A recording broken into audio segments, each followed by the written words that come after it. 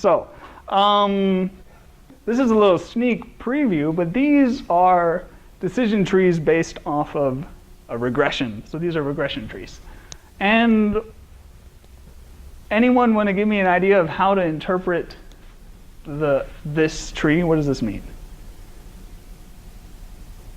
Okay, so first rule. If z is less than 2.005, go here. If so, we predict that the outcome is 4.97. If not, go here. If x is less than 5, then we predict the outcome is this. If x is greater than 5, then we predict that. Okay, so that's a little preview, but let me actually show you where this came from. I just generated some random normal and random exponential things, and I defined my outcome to be if x is 5, or is greater than 5, or if z is less than 2, then I'm putting somewhere around 5 as my outcome. Otherwise, my outcome is 1. Now, to show you what this actually looks like, which is more exciting, let's use a rotating 3D thing. Woo, pretty. Okay. So you can see there are two clusters. There's this thing, which is kind of around 5. This is the outcome. And this thing that's kind of around 1. I put some variability in here so I can confuse my decision tree. That's the goal. Confuse it. And you can see that when z is less than 2, a is that place. Otherwise, it's over here. So, okay. And then kind of same thing with the x variable. When x is, I don't remember the rule, but over there, and the other place, it's over there. Okay. Is that kind of clear? This is just a little visualization of what the data look like in 3D. Okay. The next question is, does our tree know what to do? So I'm going to make a training set and a test set. Now, why is this important? So go on. Exactly. So I could perfectly have predicted first pumpkin man. And then I'd be like, look, this is what all pumpkins look like. And they have these several regions. But I throw in a new pumpkin, and the decision tree completely fails. So by doing a training set and a test set, I can see how well it does in a new situation. So, okay. We'll just do that. And let us see. Well, you can see. Let's look at our original rules. The original rules were x greater than 5 or z less than 2, then I go to 5. Okay. And these trees over here, they're kind of good. If z is less than 2, yeah, go to 5. Z less than 2, go to somewhere around 5. Z less than 2, somewhere around 5. So that's nice. You can see every once in a while there's a rule that I didn't actually put in that the decision tree is making. Like it's saying if z is less than 4, then go over 1.3. Well, I didn't actually say that, but since our data, there's a little bit of uncertainty around it, things happen. So this is good. Overall, these things are looking nice. What else I can do is, what am I doing? Okay, here I am. I'm going to give it less data to look at. I'm reducing the training numbers, and you can see interesting things happen. Something broke. Okay, anyway. Yes, okay, I forgot my loop. All right. Well, anyway, let us move on. That was the regression example.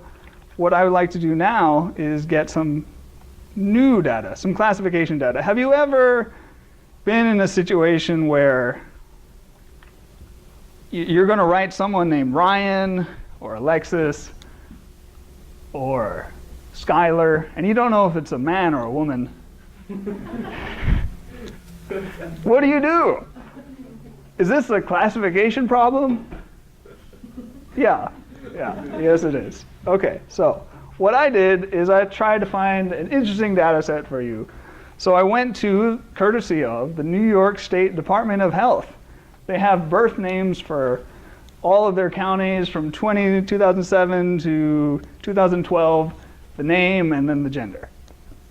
So I only am looking at the people where they're both men and women with the same name. So as you can see, there are some Blakes that are men, and well, anyway, this is hard to look. Let's look over here.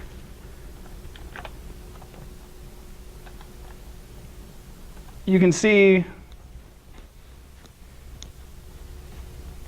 there's 6 lady Kamaris and 12 male Kamaris, at least in this data set. So, classic example, let's see how well our decision trees can classify these things based, what rules will they make? What will happen? I don't know, let's find out. So, why is this bad, what I just did? Can't see a single thing. Yes, that is a bad thing. Okay. Well, in addition to that, I'm also using the entire data set to create a decision tree. So that's bad. That's very useless. But you are correct. I can't see a thing. Okay. So even this is not much better. It's not much better.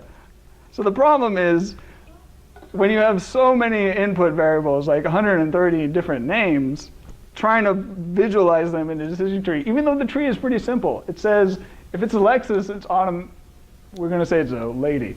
And if it's Amari, we're just going to say it's a guy. Like, that's the decision. Okay, let's go from there. So one other way of looking at these things is to see what it says. The R's code points out that says, if I see a Dylan, Jaden, or Ryan, I'm just going to say men. Okay, all right.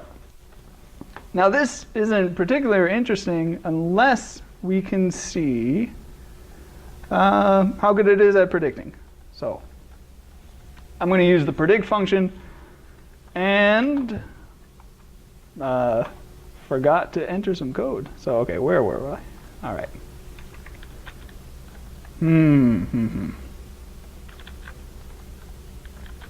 Okay, that's better.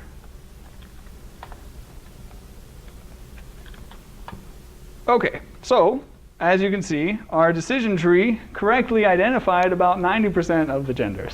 I mean, of course, there are some men who were called women according to this very rude tree, and women who were called men. So, all right, well, what are you going to do?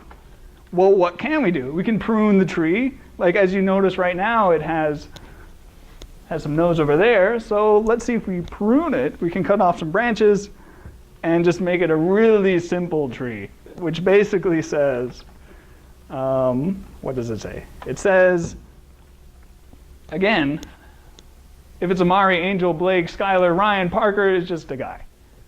And then everyone else is a woman, etc. So how well does this do? We're going to do the same thing. We're going to use the table function to find out the truth versus what we predicted. And again, we're about 90% success. So how about a random forest? So again, what does a random forest do? It looks at subsets of the data, and it uses only some of the predictors. What I didn't, well, I guess I kind of didn't really mention it, but we have 2 predictors. We have the first name, and we also have the year. So maybe there's a trend in naming. So I'm including year as a potential explanatory variable. So okay, do this, predict it, see what happens. Again, around 90%. You may be noticing a trend. Basically, well, I mean, what? Basically, let's look at our data.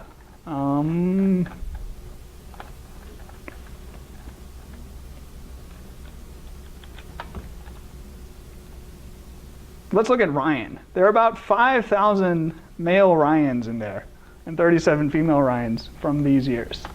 So the tree pretty much is guaranteed these correct. So anyway, the data is pretty easy for this decision tree. But one thing that you may have wondered is, what about logistic regression? Like, I know that's good at classifying things. How well does it work here? So that's why I also want to look at logistic. Okay, I fit it, see what happens, making sure that it is actually modeling the probability of being male.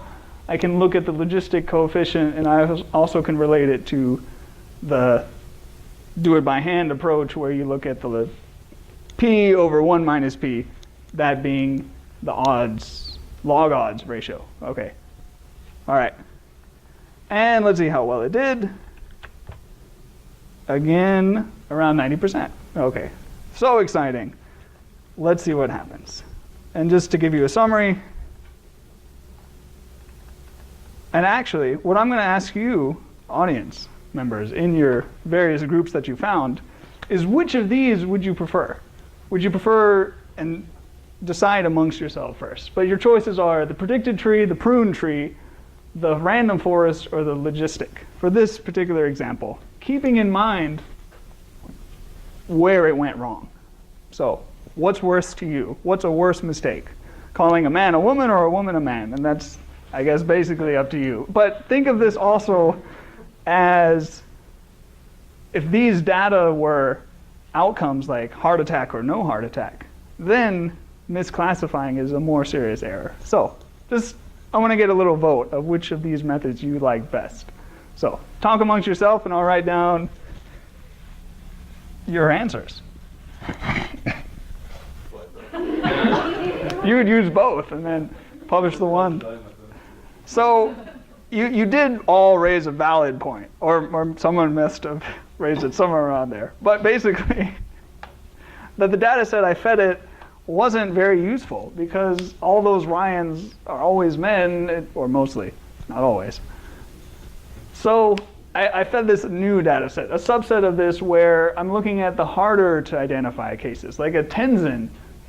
Tenzin, Mr. or Mrs. Skylar, Shiloh, I don't know how to, Shay, okay. Shay, Mr. or Mrs., I don't know. So let's see what the data says about this. And I ran the same things you've already seen. I'm not going to go through them again. But let's see now what they're doing. They're all now about 70%, as you can see. And again, do you still stand by your same earlier vote? One other thing that I didn't talk about, logistic regression. It throws out a probability of being a success, which ranges from 0 to 1. So what's the cutoff? When do I declare, is 30%, is that male or female? That's 40%. What's my cutoff? And depending on what cutoff I use, I get a different result. So here I use the cutoff of 50%. So it says 50% or higher, declare it one category or the other. But that is something that you also can think about on your own.